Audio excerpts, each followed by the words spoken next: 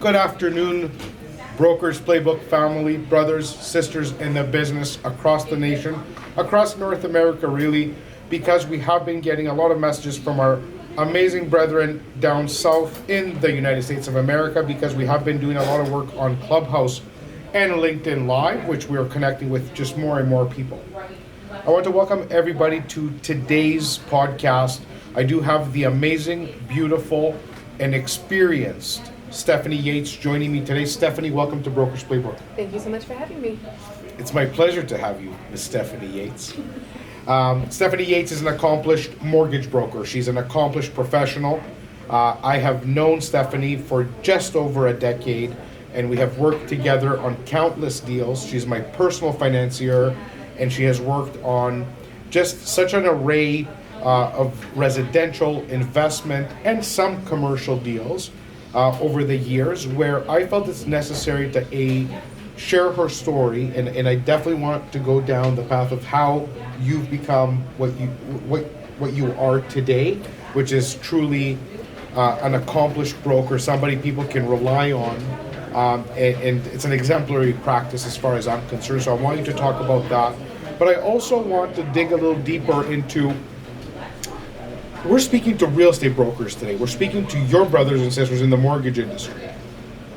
So I want to come out with, at the end of it, the playbook should be all about maybe your experience, how you developed your mindset today, what you do in order to stay at the level of production that you are currently at, and really get an understanding of how a business is built, what the value proposition to your client, because your client is not only the person getting the mortgage. Correct. It's also the referral source. Correct.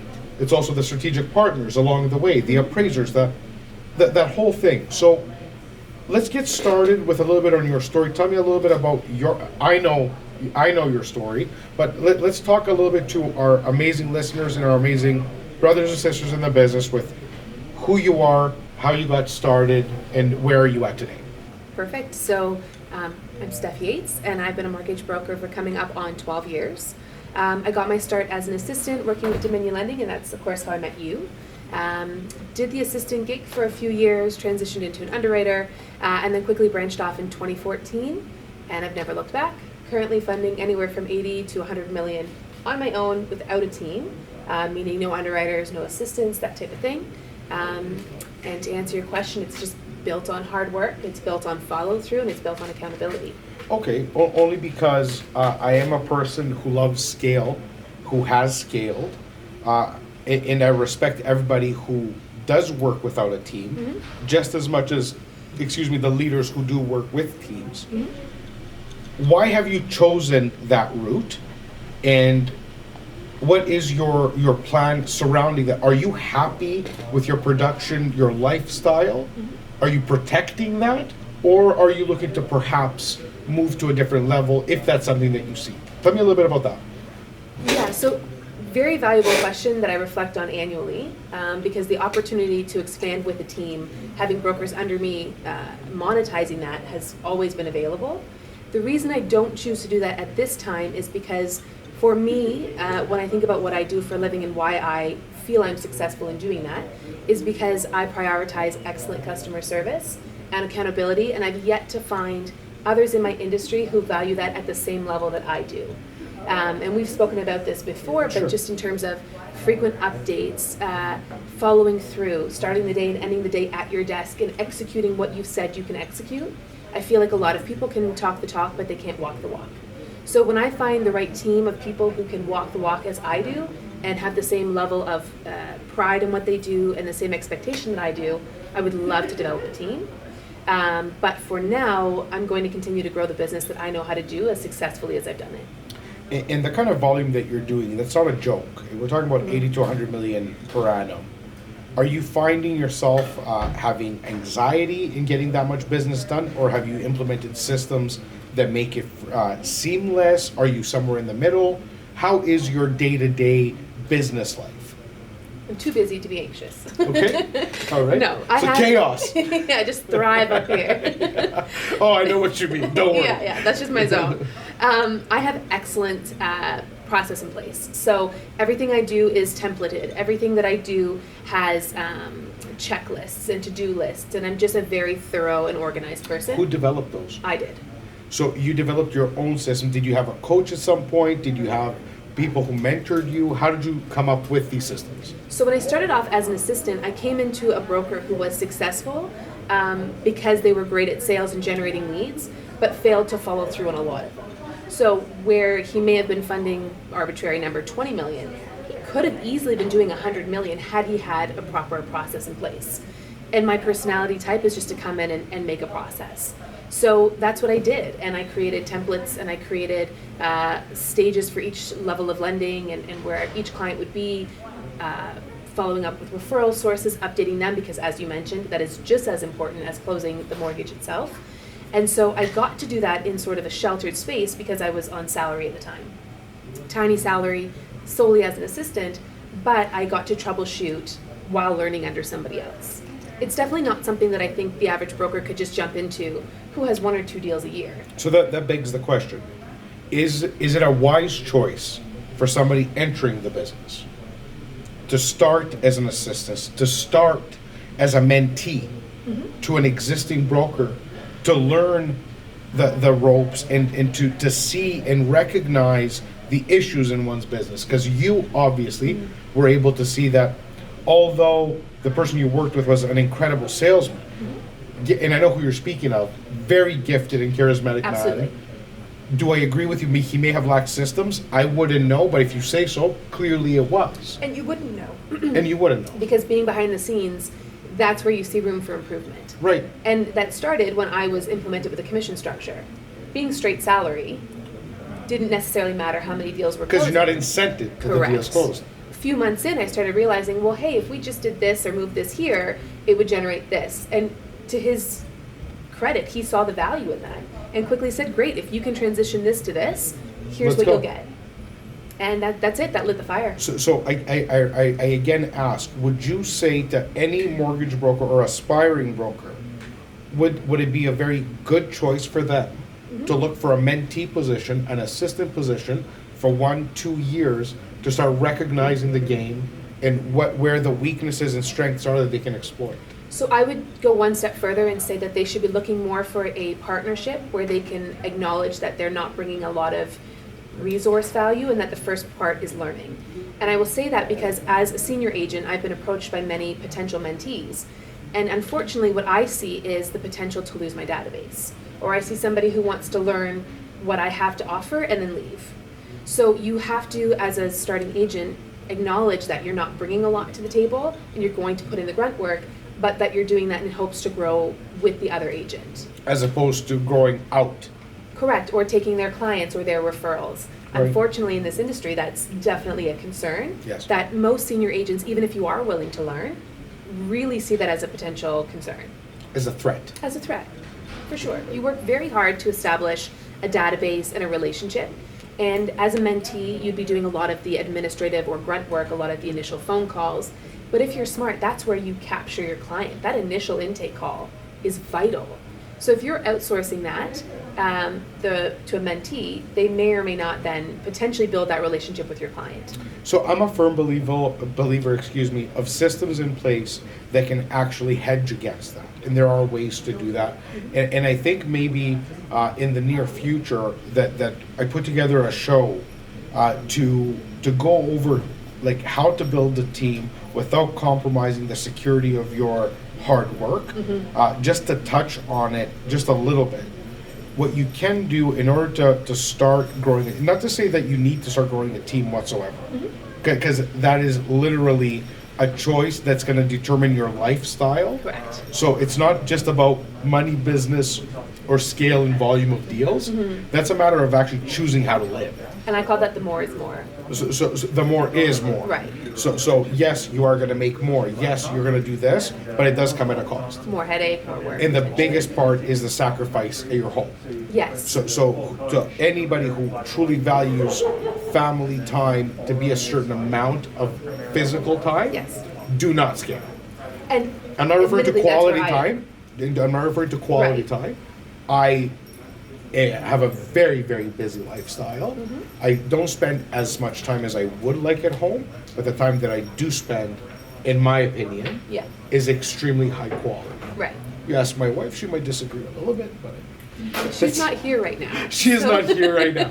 So we can sound like on we're out. actually good. I'm a good father. Just kidding. You're doing great. No, there are systems that you can put in place, and I'm going to touch on it just a little bit right now. The system that you can put in place is that the CRMs that your data is housed in can be protected, meaning it cannot be exported. For somebody to actually want to steal your database, because that person is nothing but a thief. Right. If they are a mentee who came in to learn, and they're sitting there taking print screens of individual screens and saving them, then they're a professional thief that do not respect their time. Well, and the they won't person last teaching, long anyway. And they won't last long anyways. yeah. But like from a general measure, to the average person who might be tempted on their way out to do something dumb, there are ways of protecting by accessing a more savvy CRM, not your basic CRM, that has permissions, super users, etc. Permissions for admins, permissions for each level of the staff member that's in, or the partner that's in. So there are ways of doing it where you don't have to always have in the back of your mind, am I getting hijacked? If I say the wrong thing and we go wrong, Right. what happens? There are ways to do it, and I do hope, as a message to the entire industry, this specific issue does hold back many people from growing. Absolutely. And I am telling you for certain, feel free to DM me, feel free to schedule a one-on-one. There are ways to combat it, to mitigate it enough where you feel comfortable, even if you're looking at some scale or systematizing certain aspects of your business, you can do so without having that threat or that thought in the back of your Right. mind, literally dilapidating your Yep. actual growth. Yeah. So there are ways to do it. And you could be your own worst enemy in that sense. Yes. You can, paralysis by analysis. You can very easily cripple your own growth by operating from a place of fear. Listen, this isn't uncommon. I'm not saying it because I'm saying it because I've had this conversation with hundreds of people, and you are one of those people who have mentioned it. So if that means you're thinking about it, if that's a holdback, there are things you can do. But if you are looking at, no, I'm not going to compromise the time with my family, you shouldn't. And for me, that's number one. No doubt. And it's also that I don't know that I would find the same level of enjoyment in teaching others as I do in executing. There you go. I love what I do. I wake up in the morning, I'm excited to go to work. And that's the difference between the athlete and the coach. So Tom Brady is not going to be Bill Belichick. Which I know is, exactly what you're referencing. So Yeah, I got you. Yep. Mr. Brady. I'm gonna make this very clear. Tom Brady being the best quarterback of all time, and Bill Belichick being the best coach of all time. Perfect. Tom Brady is an athlete, an executor. Right. The guy who cannot be beaten on the court. Yes. Bill Belichick cannot be beaten in the locker room. And the difference between the racehorse and the coach is that exactly. You Agreed. enjoy doing the job. Yes. 100%. The day that maybe you become the person who wants to share, maybe that is the day that you make those adjustments. Absolutely. And I'm open to it. And I think that is something that's every single, whether you're in real estate or mortgages, this is the conversation that you can only have with yourself. And you have to be honest and accountable with frequent check-ins. Yes. Because if you don't have a specific purpose or a drive, you get lost. So I definitely make a point of reflecting, am I happy with where I am? At times, if I'm not, why? Is there something that I can do to improve that? There is a lot of self-reflection. But ultimately for me, I don't find the same passion in coaching as I do in playing. Therefore, I don't coach. There you go. And when it comes to growing my team, could I monetize it to make this much more? Sure, but do I have a plan for the this much more? Yes or no? If that's a key part of a different stage or a different plan, then I have to value that and I have to work that in. But for me, as it stands right now, I'm content. I absolutely love what I do. I'm not content and complacent, Right. but content in your own growth. I know where I am. Yeah. Yeah. No, and that's fantastic.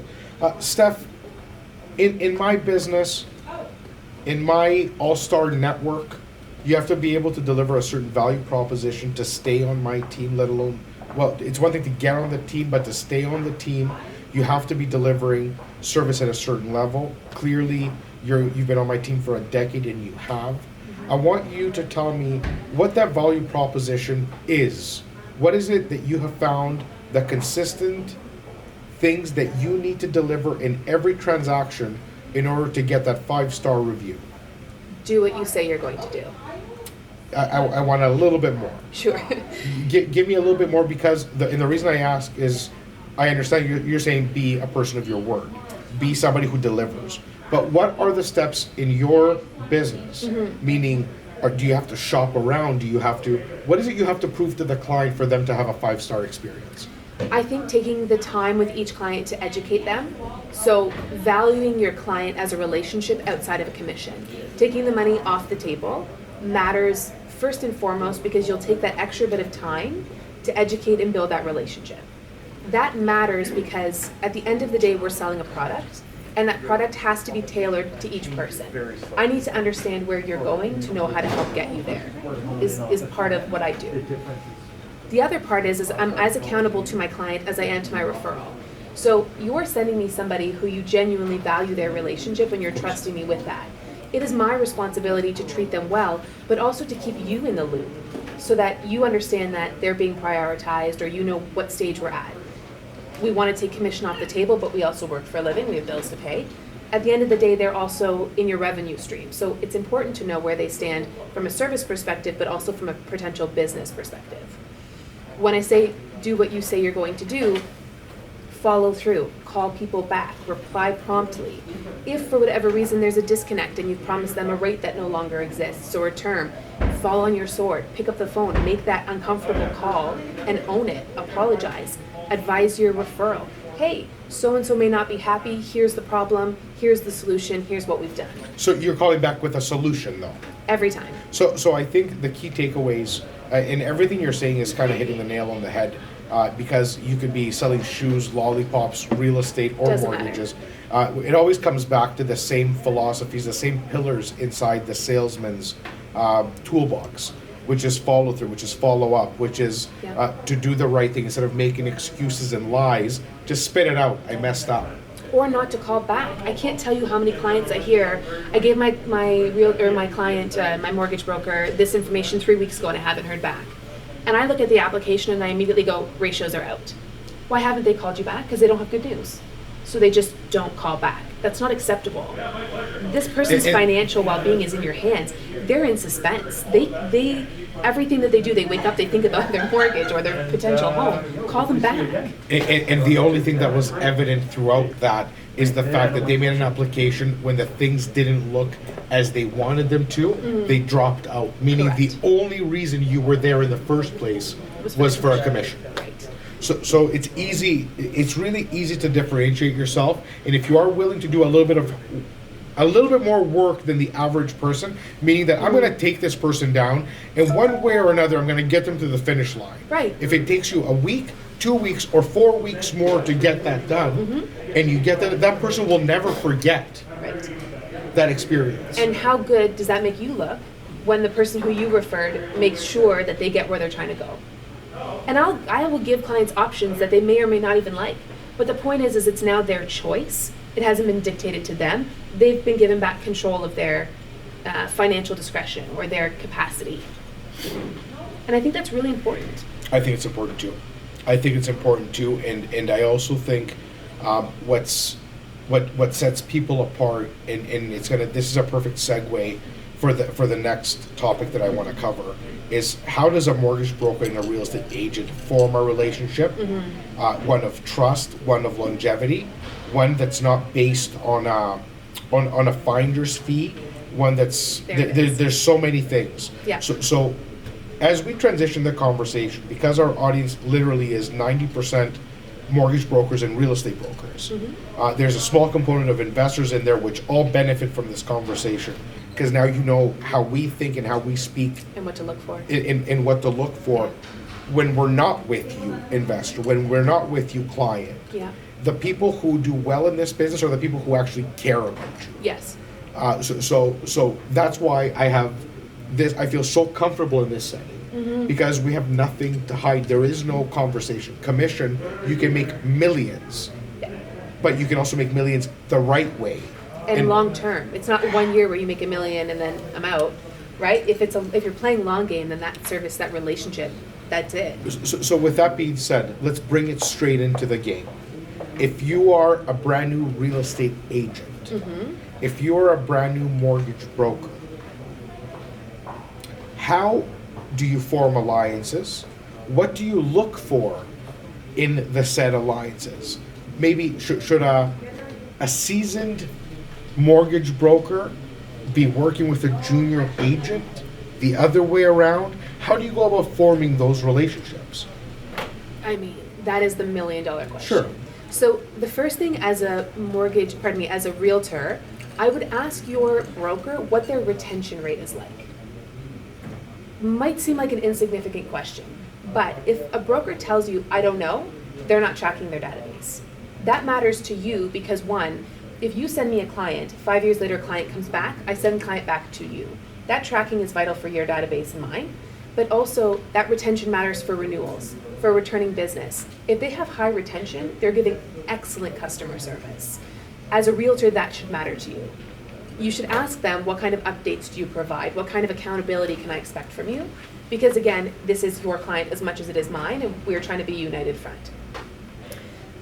I am of the opinion that I work with anyone and everyone who I like. I don't care if you're junior, if you are kind or sincere or genuine, I'm happy to work with you. Does it take more of my time to coach you? Absolutely. But do I believe that those people are the ones who are going to become the big and the baddies of real estate? I do. Because you can't replace someone being genuine, and that's not something that can be taught. No. So if you are a person that I like and I want to work with, I will work with you. If you're a high producing realtor and to me you seem disingenuous or we don't click, I'm fortunate I'm in the position where I can say, you know what, at this point in time, I'm not accepting new referrals. Yeah. Thank you, but no thank you. But that's a privilege. Well, it's a privilege. It's a volume. privilege you both earned and worked hard for. 100%. So I can tell you, and I've taken it on the chin enough to know Yes. that I've hit the point where I'm like, no, thank you. I personally call it. I've eaten enough shit sandwiches where I can literally pick and choose. Yes. Yeah. Yes. Yeah. But this isn't something that's normal or for everyone. It's somewhere. Yeah. We've worked hard enough for it. We've earned the position to be in. Yeah. And I can tell you still to this day, there's not a day that goes by that I don't at least nibble on a little bit of a S sandwich, just to be real. Yeah. I agree and with you 100%. Course, right? We're going to have to a little bit. It just is what it is. Yeah. I'm going to just bring this back a little bit to scale and team. And the reason for that is because the way to build a team, the way to scale your business, unless your business is founded on fundamentals of integrity, authenticity, and empathy. Empathy entails listening without speaking. It entails actually paying attention. Because you care. Because you care. Yeah. And because you care to solve the issue. Yes. So it's a difference between selling real estate and serving your clients. There's a big difference. Absolutely. Selling real estate, I can start peddling real estate, get on calls, sell some real estate. Serving my clients has nothing to do with selling real estate. That's the end product. Yep, I could put a client into a private mortgage that didn't qualify all day long. But do I know that that's going to jeopardize the next purchase or their intended portfolio or just their financial well-being? I'm not going to do it. And I'll educate them. It's not even a matter of saying yes or no. There's that taking that time and there's that education piece. Stephanie, I truly appreciate all the time, all the insight, all the gems you dropped today. I'm definitely going to have you back, and what I want to do, perhaps for our next Broker's Playbook, and I'm hoping to do so in the next 3 to 6 months, is maybe truly explore some of the systems that you have put in place and share those, or if you would like, if your schedule allows, to put together maybe a 1 to 3 pager of not templates that you use personally, but the essence of them. Meaning that nobody wants to use your own templates regardless, but what is the essence of your work plan? Meaning, I present myself like this, my second follow-up looks like this, my fifth follow-up or my renewal call, or there is never a time of more than 6 months that I don't check in, whatever the case may be. Right. Because that's true. There is never, so like our entire firm has a 4-time-a-year phone check-in, live. There's 37 points of contact throughout the year. Some subtle, some aggressive. Right. But there is not a single client in the REC Canada firm that doesn't get touched 4 times with a call, 37 total times per year. Wow. This is why retention happens. Right. It's not a gimme.